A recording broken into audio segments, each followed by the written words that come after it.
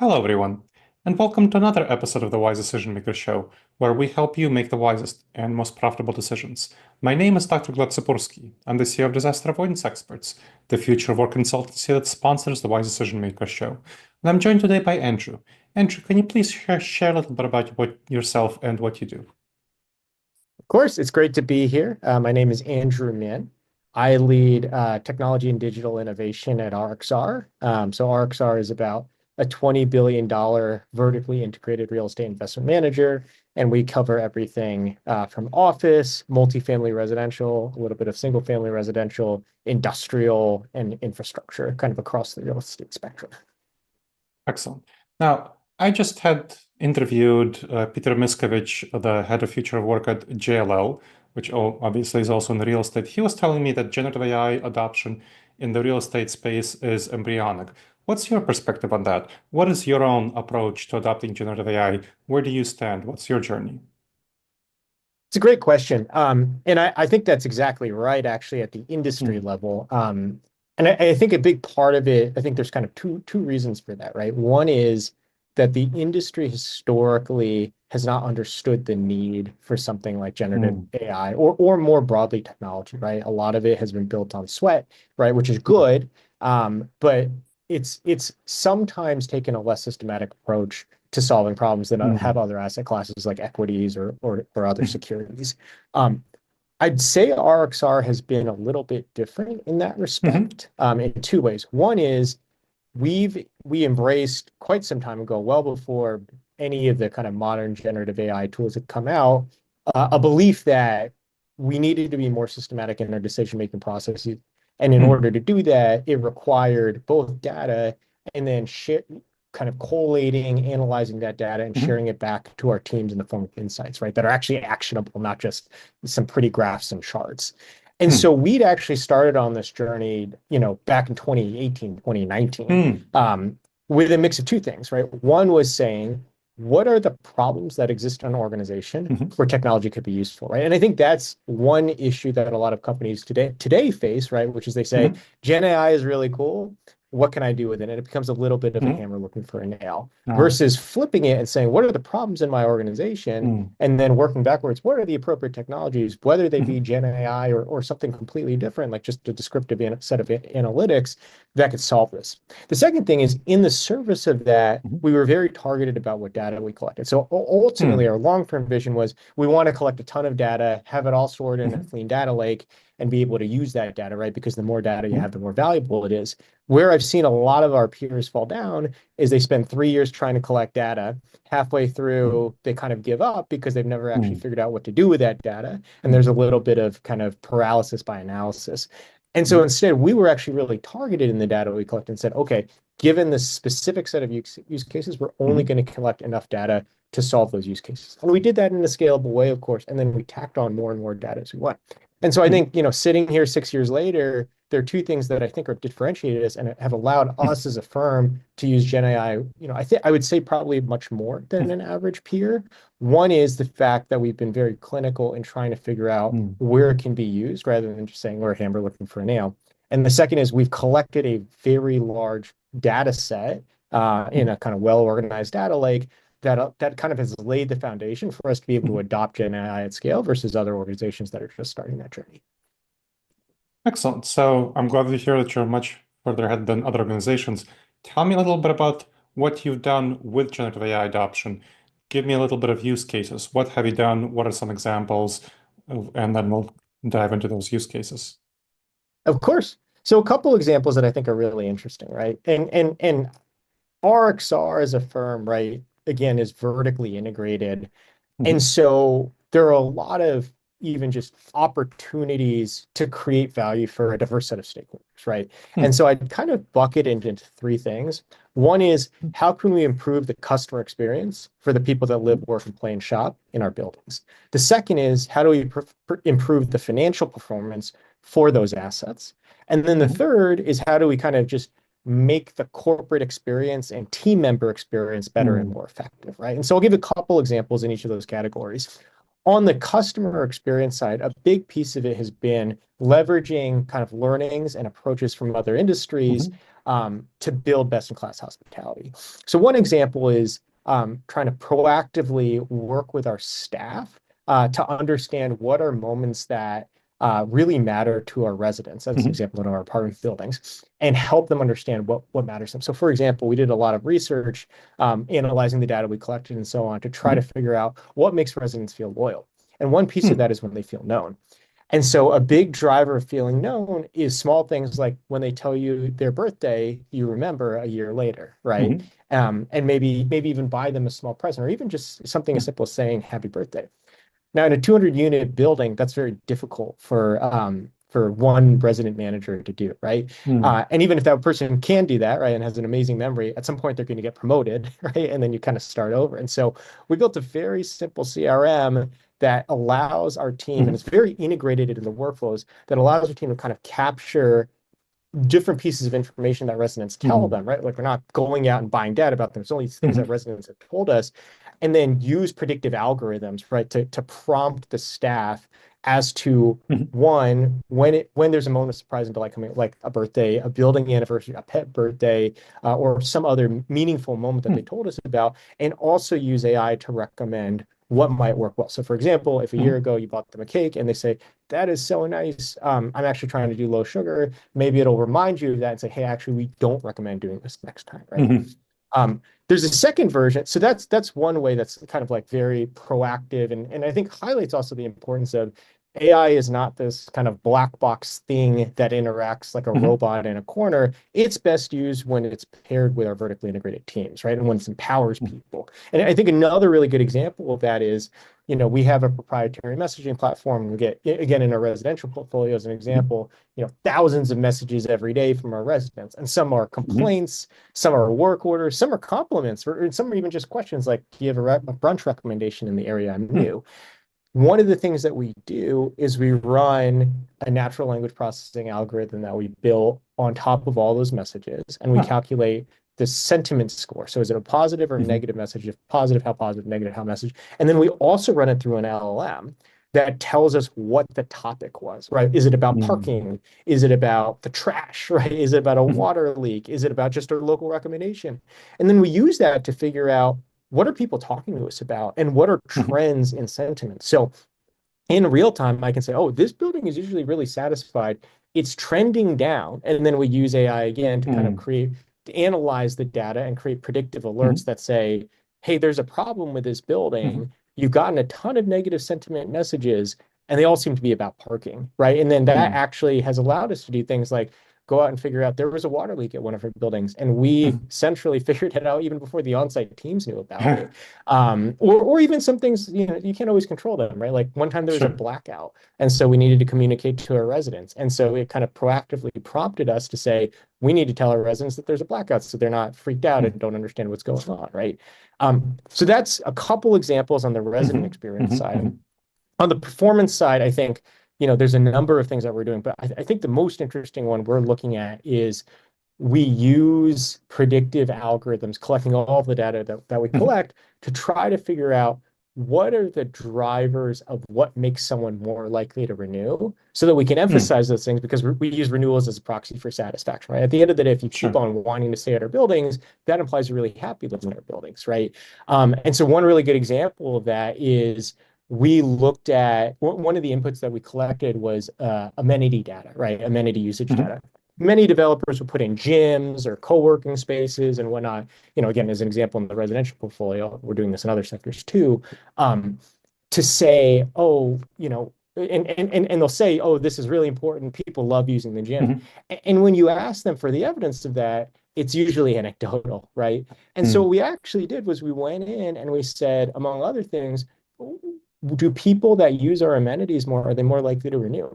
And it was really interesting. At one building in particular, there were some amenities where it actually had no correlation to renewal. There may be amenities that people liked, but they didn't see them as differentiated. Maybe most buildings had these amenities. The gym actually at this building, though, in downtown Brooklyn, was highly correlated to renewal rates. So there was almost a linear correlation between you are more likely to use the gym, you are more likely to renew.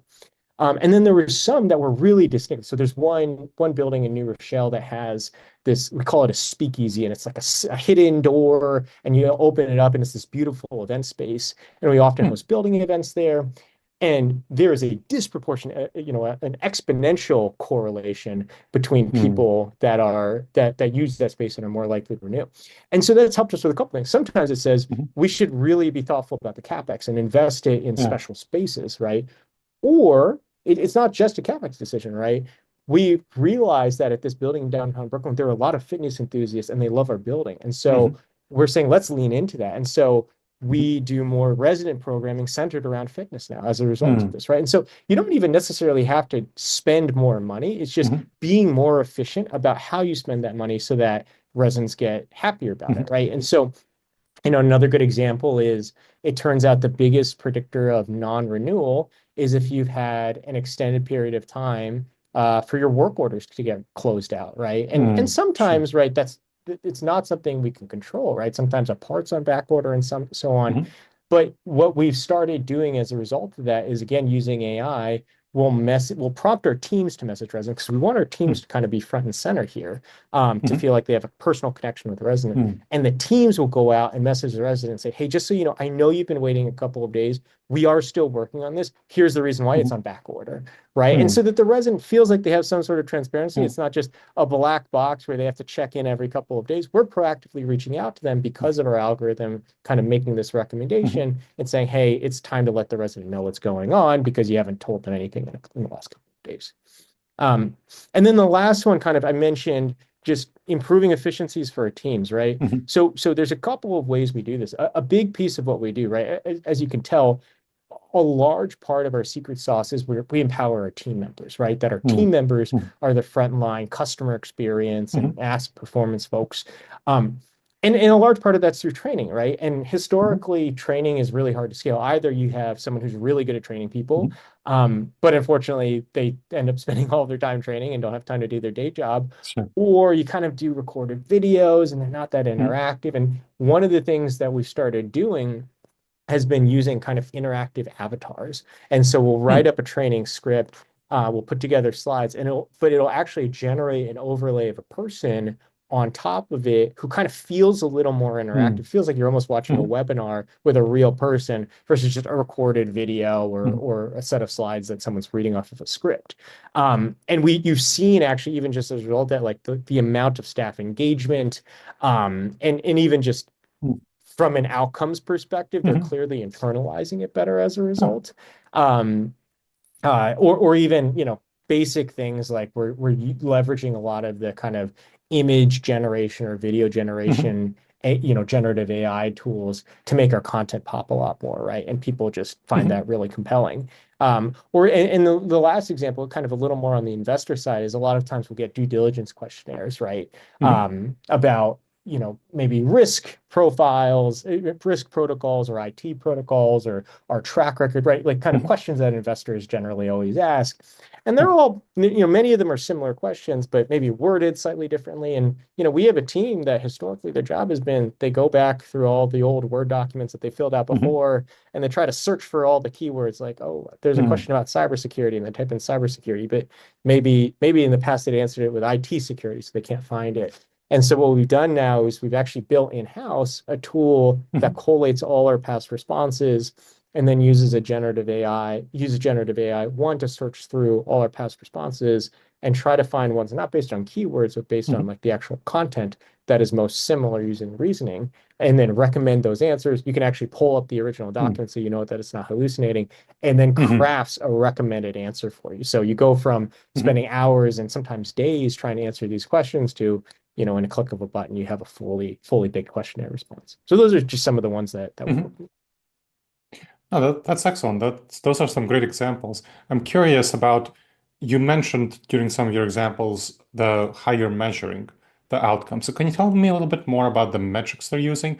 I imagine you're using both metrics that evaluate usage of generative AI and the kind of outcomes you're getting from it. So tell me a little bit more about your approach, just kind of your mentality, your thinking about how to use metrics to evaluate generative AI usage itself to evaluate the kind of outcomes that you're getting? And tell me a little bit more about the outcomes themselves. You mentioned kind of a little bit more about like, oh, they've improved, let's say, retention, the ability. Tell me a little bit more about the actual outcomes, but also just how you're measuring things.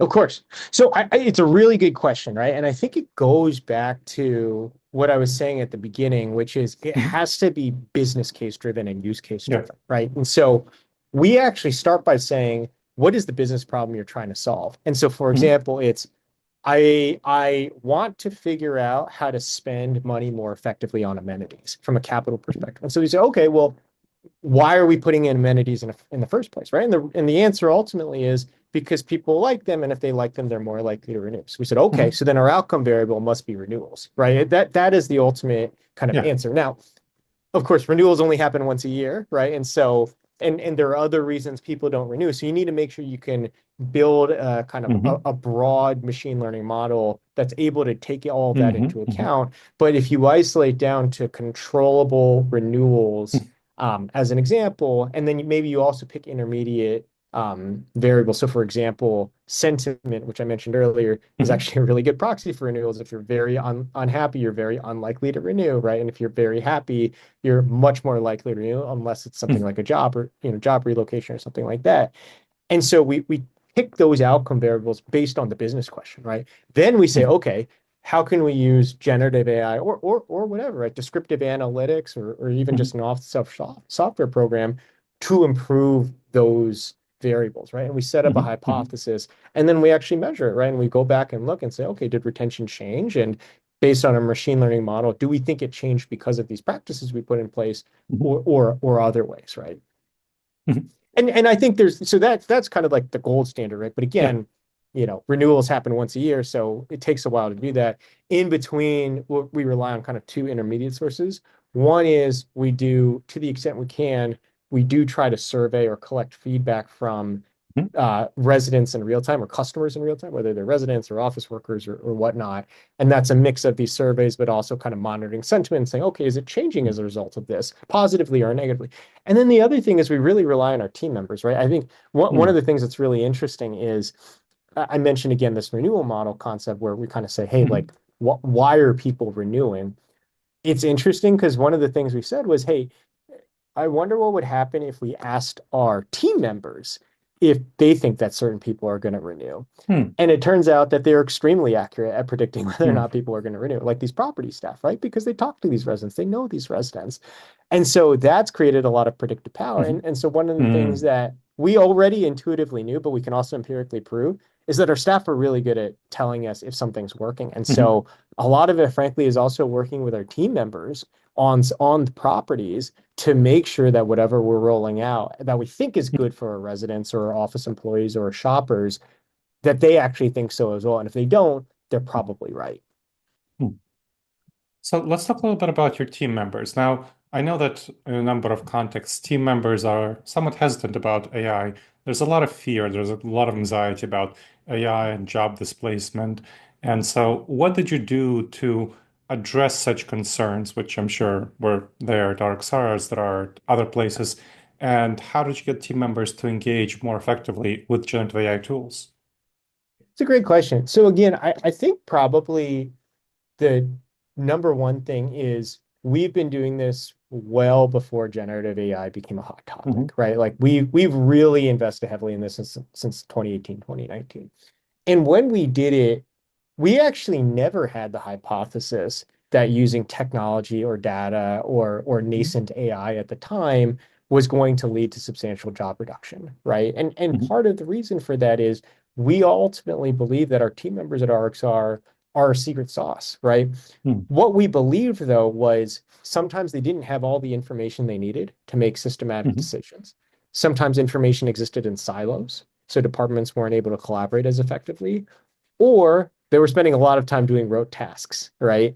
And Hmm. so our thesis has always been that technology, not just generative AI, Hmm. but technology writ large, would free up time Hmm. and give our team members information that they needed to make better and smarter Hmm. decisions, and frankly spend more time making better and smarter decisions rather than doing paperwork, right? And so Hmm. I actually think people have really resonated with that. And so actually, I don't really hear any fear at all from people. Hmm. I'm sure there's a little bit of it, but I hear very rarely people saying, well, I don't want to use generative AI because I'm worried it'll take away my job. Because they've already Hmm. seen that's not how we think about technology at Hmm. RXR, because they've adopted technology that our teams have rolled Hmm. out and they've seen it just makes their job better, right? I'd say the other thing is we're very collaborative, right? I think the biggest mistake technology teams make, especially around AI, but in general as well, is they sit in a room and they think about what they think the coolest technologies would be, and then they go out and try Hmm. to force everyone to use it. And Hmm. again, we're really use case driven. So we go and Hmm. embed in these teams, and we sit with the construction team or the Hmm. residential leasing team or the office, workplace experience team. And we say, and we really try to understand the Hmm. problems that they're facing today, and how we can surprise and delight them and how we can solve their pain points.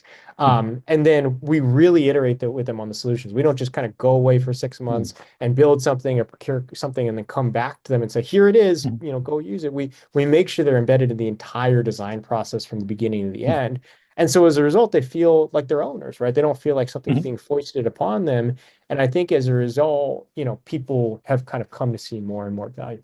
I think the last one too, by the Hmm. way, is people are using AI more in their day-to-day lives. Hmm.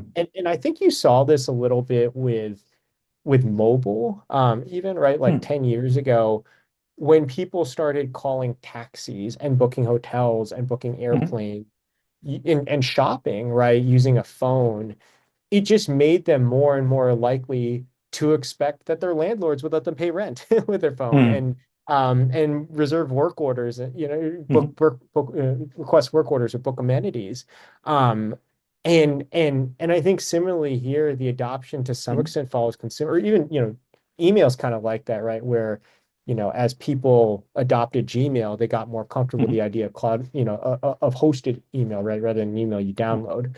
And I think that similarly here, right, as people use ChatGPT in Hmm. their day-to-day lives and realize that it's super useful in their day-to-day lives, they're a lot more comfortable saying, okay, I don't necessarily know how I'd use AI in my Hmm. day-to-day job, but I'm interested in finding out. Hmm.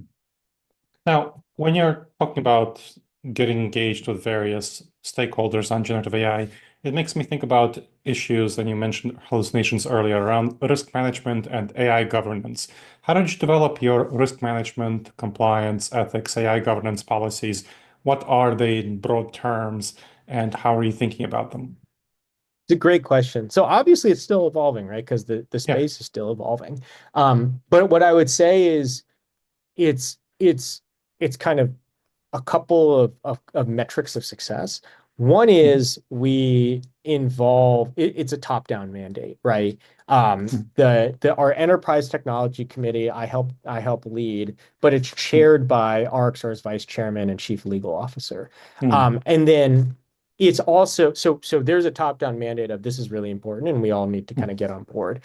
The members of the committee, right, have representation from every single department, and they're all senior Mhm. members. Most of them are senior VPs or above.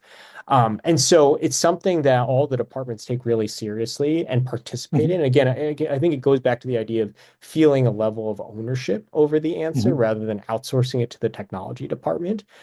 That being said, of course, we have an enterprise IT department.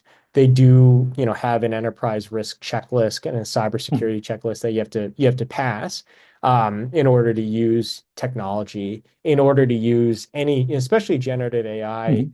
given the risks of data being shared back to the provider. There's a Mhm. pretty strict policy around making sure that a special AI committee signs off on it. That's really Mhm. well briefed.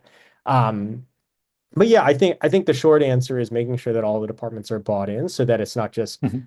a really well-crafted policy that no one follows, but one that Mhm. that is really embedded in the core of the company. Excellent. Now, as we finish up, where do you see your usage of generative AI going in the next couple of years as we get more and more agentic AI and it levels up and is able to replace more and more human tasks? Yeah, it's a great question. So, and I think, by the way you phrased it is exactly right, which is generative AI is going to replace tasks, not jobs. Mhm. Kind of going back to what we were talking about earlier. Similar to how computers replace tasks, not jobs, right? We still have people employed that just do other things rather than writing Mhm. with paper and a pencil. But I think to answer your question, all of the or many of what I've described are analyses that a specific department is asking with a data set they've historically looked at. So our asset Mhm. manager are asking about how do I target my CapEx spend more Mhm. effectively? And they're looking at kind of their pricing data and usage data and so on. Or the experience team is asking how do I understand how, what makes people, what is Mhm. driving sentiment right at my buildings. Mhm. Um, and I think as these data silos continue to get knocked down and these tools continue to cross departments and cross these Mhm. silos, I think you're going to get less of the how do I answer questions you're already Mhm. answering, and now how do I start asking new questions? I think Mhm. that's one. The other one that I think is really interesting is historically we have built most of what we're talking about. So I lead a Mhm. team of it's about 10 software engineers, data scientists, product managers, right? Mostly folks that came from venture-backed startups. And that was partially, that was a big reason how we got our start, right? Which is that we Mhm. had, a Silicon Valley quality team building a Mhm. lot of this technology up front. One of the things we're actually really excited about, because obviously that's led to us being spread really thin, is that there's this new wave of no code or low code AI tools that are Mhm. coming out, right? Like even something as simple as, to use an example, a lot of people understand ChatGPT Enterprise, right? But there's all sorts of kind of more generic Mhm. general purpose tools that, Mhm. like a Glean, for example, or even like in the alternative space, like a Hebbia, that allows people to start defining their own questions and building their own answers, right? Like some of them will even let you Mhm. build their own apps without knowing how to write code. I think that's really exciting because I don't Mhm. think these general purpose tools are are going to solve really, really specific domain specific requirements. So teams like my team are still going to be needed to solve those Mhm. very specific requirements. But I do think they're going to solve a lot of these general purpose requirements. Mhm. And so I'm excited to empower, and RXR is excited to empower our team members and kind of create this wave of almost like Mhm. other firms call them citizen developers who don't Mhm. necessarily need to know how to code, but understand how to ask the right questions, which hopefully we've coached Mhm. them on through this kind of process over the years so that they're empowered to go out and solve a lot of those themselves. Mhm. I almost think of it as like you like in the real estate context, you still need Argus for underwriting. It's a very domain specific set of requirements. But in general, people use Excel to solve a lot of their Mhm. general purpose questions, right? And I think that's kind of where the industry is moving and where the world is moving. That's something we're really excited about and where we're spending a lot of our time and money. Excellent. Well, thank you so much, Andrew. This was super helpful. I really appreciate you sharing your expertise. Of course, thank you for having me on. And thank you to the audience for checking out another episode of the Wise Decision Maker Show. Please make sure to subscribe wherever you checked out the show and leave a review. It helps other people discover the show and helps us improve the show. And if you have any questions, email me at gleb, Gleb, at disasteravoidanceexperts.com.